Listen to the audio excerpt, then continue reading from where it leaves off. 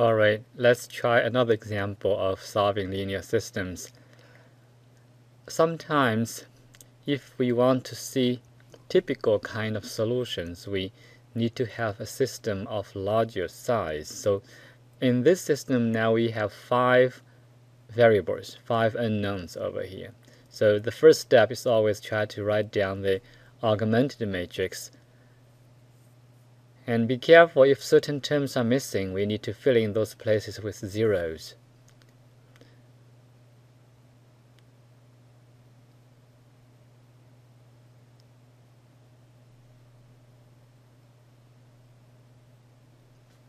Alright, and since this matrix is almost already in the echelon form, so we just need to do some very simple actions over here, operations. First one we divided by 2, and then the last one divided by -2, and then we will have already the echelon form. So we have over here divided by 2, we have 1 and 1/2, -1 and 0, -1/2 and 1. Okay. Second row is not changed, so we just copy this one, -1 and 0 and 4.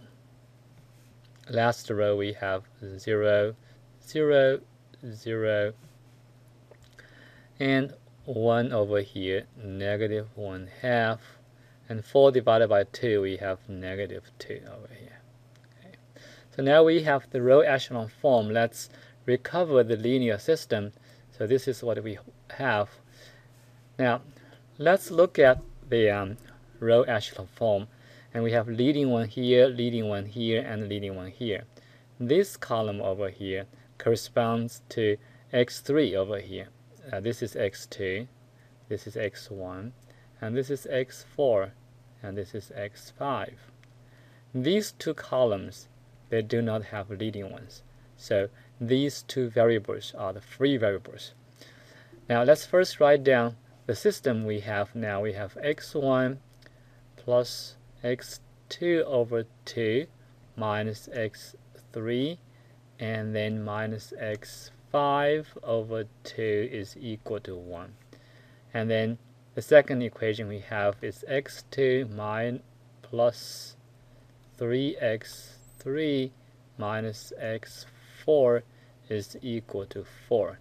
The last equation we have is x4 minus x5 over 2 is equal to -2. Now,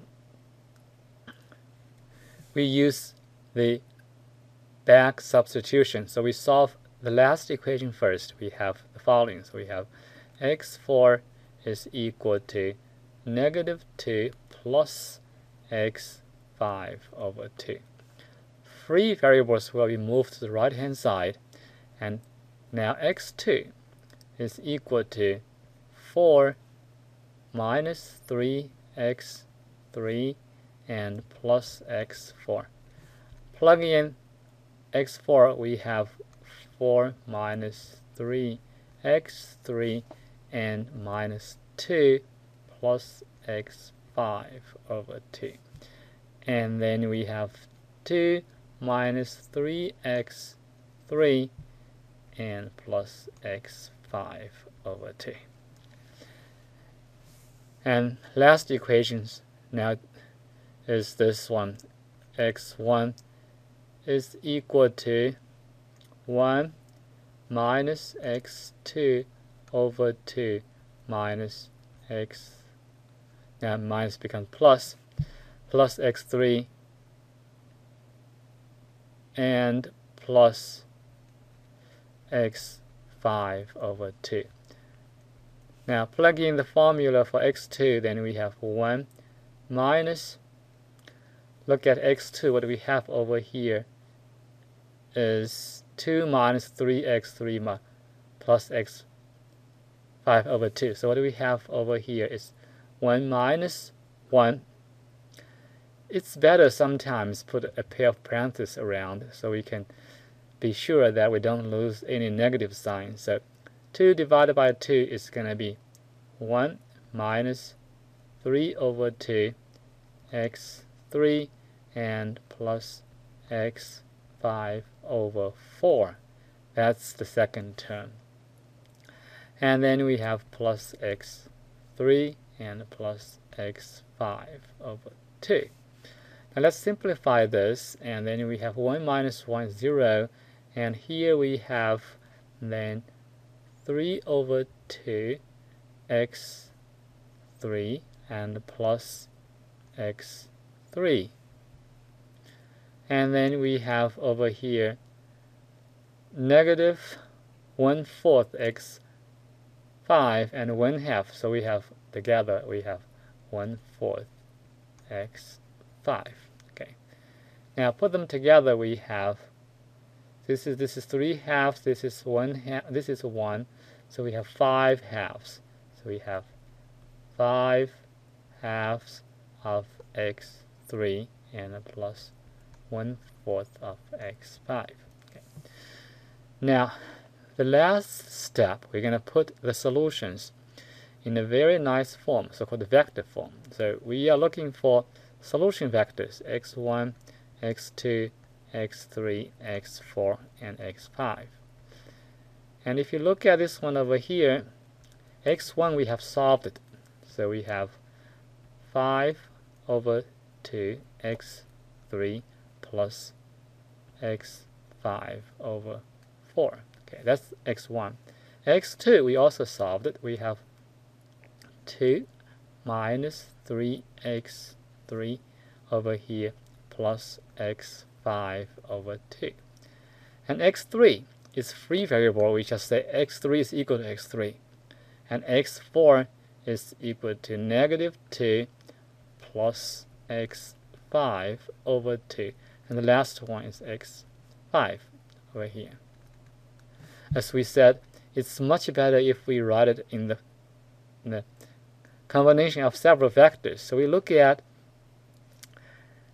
these 5 components over here, and we look for the constant component and the coefficient of x3 and coefficients of x5. So this is what we have.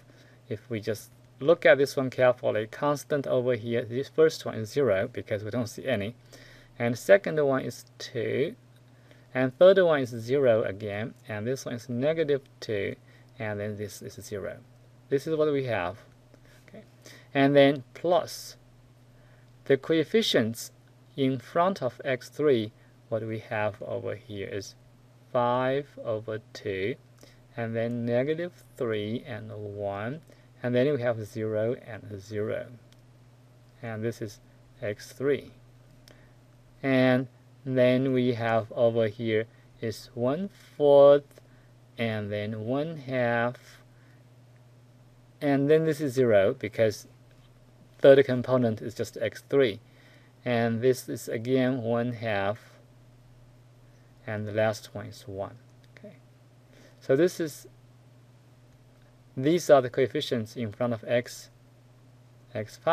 Okay. And then we said normally we just now switch these free variables to parameters. So this is what we have. So we have 0, 2, 0, negative 2, and 0 over here. And plus s, this vector. It doesn't really matter if you multiply a scalar in front of a vector or behind a vector. It's the same thing. 0, 0, and then plus t, and then we have over here, we have the last one over here is 1/4 and 1/2 and 0 and 1/2 and 1. And that's it.